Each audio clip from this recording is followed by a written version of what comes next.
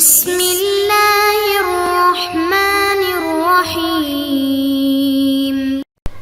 السلام علیکم محترم سامعین اور عزیز طلبہ کرام، امید کرتا ہوں کہ آپ تمام احباب خیر و عافیت سے ہوں گے۔ آج کا ہمارا سبق نمبر 132 ہے، جس میں ہم شاعر ابن السلیمانی کو پڑھیں گے۔ ان کا تعارف کہ یہ ایک اسلامی شاعر ہے۔ یمن کے گورنر ابراہیم ابن عربی نے اسے گرفتار کر کے مدینہ بھیجا۔ جب صلہ کے قریب پہنچا تو اسے فرار کا موقع ملا، یعنی بھاگنے کا موقع ملا، جس کے ضائع ہونے پر یہ اشعار کہے۔ تو آئیے اشعار پڑھتے ہیں اور اسے سمجھتے ہیں۔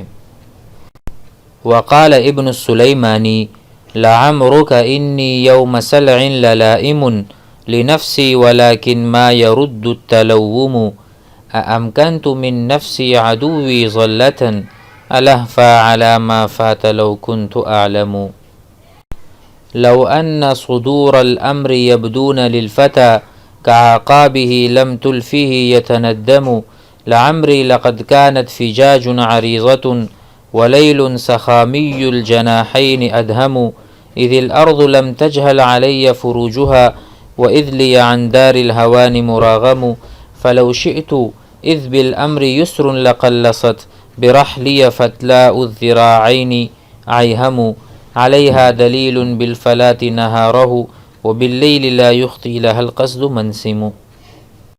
ابن السلیمانی کہتے ہیں لعمرک تیری عمر کی قسم، انی یوم سلع میں اپنے آپ کو، یا یوم سلع والے دن، للائم ملامت کرنے والا ہوں۔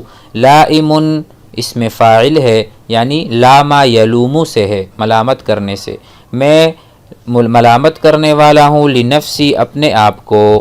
انی لائم نفسی یوم سلع ولکن ما یرد، لیکن ملامت کرنا کوئی فائدہ نہیں دے گا، کیونکہ ما یرد التلوم کہ ملامت کرنا اس موقع کو واپس نہیں لوٹا سکتا۔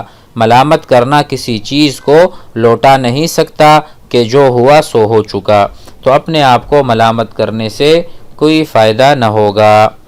رد یرد میں جیسے کہوں رددت علیک الکتاب، میں نے آپ کو آپ کی کتاب لوٹا دی۔ ہوا رد علی المکالمہ، میں نے اس کو فون کیا تو اس نے مجھے جواباً یعنی بات لوٹائی، یعنی مجھے جواب دیا۔ آگے کہتے ہیں امکنت من نفسی عدوی غلۃ، میں نے گمراہی اور غلطی کی وجہ سے اپنے اوپر دشمن کو قدرت دی، افسوس ما فاتا پر، کاش کہ میں جانتا۔ امکنت یہ حمزہ للانکار ہے، حمزۃ الاستفہام ہے، لیکن استفہام انکاری ہے۔ کیا میں نے اپنے عدو کو، اپنے دشمن کو اپنے اوپر غلبہ دیا؟ غلطن میری گمراہی کی وجہ سے۔ الہفا یہ کہتے ہیں یعنی حمزہ ندا کا ہے اور حسرت کی جا رہی ہے، حسرت کر رہا ہے کہ حسرت ہے علی ما فاتا جو فوت ہو گیا، لو کنت اعلم اگر میں جانتا۔ میں نے اپنی گمراہی اور غفلت کی وجہ سے اپنے دشمن کو اپنے اوپر مسلط کر دیا ہے، تو اس پر حسرت کا اظہار کر رہا ہے۔ بعد میں کہتے ہیں لو ان اگر ہوتا، صدور الامر بات کا یا کسی معاملے کا ظاہر ہونا، یبدون بدا یبدو ای یظہرون یتظاہرون، بمعنی اگر انسان کو پہلے سے نتیجے کا پتہ ہوتا تو وہ کوئی کام نہ کرتا۔ اب مجھے پتہ نہیں تھا اس کا نتیجہ کیا ہوگا، تو کہتے ہیں اگر امر کا صادر ہونے کے بعد اگر نتیجہ یبدون للفتى کسی جوان کے لیے ظاہر ہوتا، بدا یبدو ظاہر ہونا، کعقابہ لم تلفہ یتندم، اگر اس طرح ہوتا کسی انسان کے ساتھ تو کبھی اس کو ندامت میں مبتلا نہ پاتا، لیکن چونکہ ابتدا سے انجام و نتیجہ کا یقینی علم نہیں ہوتا، اس لیے بسا اوقات کام شروع کرنے کے بعد نتیجتاً نادم ہونا پڑتا ہے۔ صدر الامر ای ثبت الامر وحدث الامر، کام ہو چکا۔ اگر کام ہو چکنے سے پہلے پتہ چلتا کسی کو کا اعقابی ای کا نتائجہ، نتیجہ اس کا پتہ چل جاتا، تو ہر چیز کا جو آخری حصہ ہوتا ہے اعقاب، ٹھیک ہے۔ لعمری لقد کانت فجاج عریضۃ، میری عمر کی قسم راستے کشادہ تھے۔ کانت فجاج، فجاج یہ مفرد اس کی فجن ہے، فجن کہتے ہیں کشادہ راستے کو یا دو پہاڑوں کے درمیان کا راستہ۔ ھذا فج عمیق، یہ راستہ کشادہ تو ہے لیکن گہرا ہے، تو کہتے ہیں عریضۃ، فج یعنی راستہ بہت عریض تھا۔ ولیل سخامی الجناحین ادہم، اور ساتھ سیاہ بازوؤں والی تاریک رات موجود تھی، راستہ بھی کشادہ تھا اور رات کی بھی تاریکی تھی، میں بھاگتا فرار ہوتا تو کسی کو پتہ نہیں چلتا۔ سخامی اسود الطرفین الجناحین، جناح مفرد ہے، پر کو کہتے ہیں، ادہم اسود۔ اذ الارض لم تجہل علی فروجہا، اور مجھ پر زمین کی گاٹیاں چھپی ہوئی نہ تھی، میں جانتا تھا فلاں گاٹی کہاں کو نکلتی ہے۔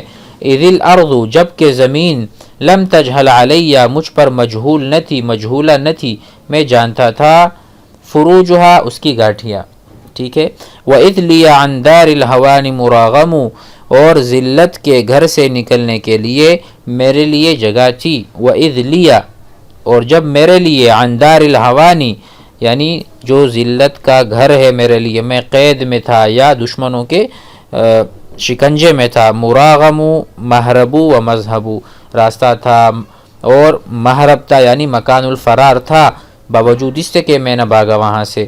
فلو شئت اذ بالامر یسر لقلست، کہتے ہیں تو اگر چاہتا، تو اگر میں چاہتا جب کہ معاملہ میرے لیے آسان تھا۔ فلو شئت، شاء یشاء چاہنا، ماذا تشاء آپ کیا چاہتے ہیں، ماذا تريد آپ کیا چاہتے ہیں، طيب وما تشاءون الا ان يشاء اللہ، جو تم چاہتے ہو اگر اللہ نہ چاہے نہیں ہو سکتا۔ فلو شئت، اگر میں چاہتا، اذ بالامر یسر، تو کام بڑے آسانی سے ہو سکتا تھا، یسر۔ لقلست برحلی فتلاء الذراعین عیہم، ہوتا کیا، تو لمبی نلی والی تیز رفتار اونٹنی میرے کجاوے کو تیز لے جاتی، لیکن میں نے یہ موقع غنیمت نہ جانا۔ لقلست، قلصا یقلص تیز دوڑنا، قلصت الناقہ اونٹنی بہت تیز دوڑی۔ فتلاء کا ترجمہ ہے بعید پہلوؤں والی ہونا، یعنی اونٹنی جس کے پہلو بہت دور ہوں، لمبی، ایک قدم وہاں دوسرا وہاں، یعنی بڑے بڑے قدم چل کے بھاگتی اور مجھے دور لے جاتی۔ برحلی، یعنی رحل کہتے ہیں کجاوے کو، اور رحل اس کو بھی کہتے ہیں کہ سواری، کسی جانور پر سوار ہو اس کو بھی رحل کہا جاتا ہے۔ علیہا دلیل بالفلات نہارہ، اس اونٹنی پر جنگل میں راستہ بنانے والا ایسا راہ بر سوار ہوتا جو اپنے دن میں راستہ نہیں بھولتا۔ علیہا ای علی ہذہ الناقہ، اس ناقے پر، اس اونٹنی پر سوار کون ہوتا، دلیل ایسا رہبر، بالفلاتی صحرا پر بھی، وہ صحرا کو بھی وہ جانتا تھا اور وہ رات کا بھی سوار تھا اور دن کا بھی اور رات، اور باللیل لا یخطی لها القصد منسم، کہتے ہیں کہ وہ نہ دن میں راستہ بھولتا ہے اور نہ رات میں، اس کی اونٹنی کا قدم راہ راست سے نہیں بھٹکتا، تو راستے بھی معلوم تھے اور بھاگنے کا موقع بھی تھا لیکن پھر بھی نہ بھاگا، تو اس پر یہ اظہار تحسر کر رہا تھا۔ آئیے مزید آگے بڑھتے ہیں۔ وقال آخر، ایک اور آدمی نے کہا، اعددت بیضاء للحروب ومسقول الغرارین یفصم الحلق وفارجا نبعة وملء جفیر من نصال تخالها ورقا اريحيا غضبا وذا خصلي مخلولق المتن سابقا تئقا يملأ عينيك بالفناء ويرضيك عقابا ان شئت او نزقا۔ شاعر کہتا ہے اعددت، میں نے تیار کیا ہے، بیضاء للحروب سفید زرہ، بیضاء نیچے لکھا ہے صفت للذرع، اور درع کہتے ہیں زرے کو جو پہنا جاتا ہے، میں نے جنگوں کے لیے ایک زرہ تیار کر رکھی ہے جو کہ سفید رنگ کی ہے۔ ومسقول الغرارین، اور ساتھ ہی دو دھاری سیقل شدہ ایسا نیزہ تیار کیا ہے جو زروں کو کاٹ دیتا ہے۔ یفصم، فصم یفصم بمعنی یقطع، الحلق الدروع، ٹھیک ہے، دروغ کو کاٹنے والی تلوار بھی میں نے تیار کر رکھی ہے۔ یہاں پر غرارین، غرار کا تثنیہ ہے۔ حد السنانی، سنان نیزے کو کہتے ہیں، تو غرارین کا ترجمہ ہوا تلوار کی دھار، ٹھیک ہے۔ وفارجا نبعتا وملء جفیر، اور درخت نبع کی ایسی کمان جس کا چلہ دستے سے دور ہے۔ وفارجن، فارجن کہیں گے وہ کمان جس کے چلہ اور دستے میں فاصلہ زیادہ ہو، یعنی دور ہو اور علیحدہ ہو اس سے۔ نبعتا وملء جفیر، ملء جفیر، جفیر کہتے ہیں ترکش کو، ٹھیک ہے، وہ بھی بھرا ہوا ہے۔ من نصال، کس چیز سے؟ نصال تلوار کو بھی کہتے ہیں، اور تلوار کے پھل کو، یہاں تیر مراد ہیں کہ میرا جس میں ہم تیر رکھتے ہیں وہ بھی تیروں کا بھرا ہوا ہے۔ تخالها ورقا، اس کو آپ گمان کرتے ہو کہ وہ پتے کی طرح باریک خیال کرے گا۔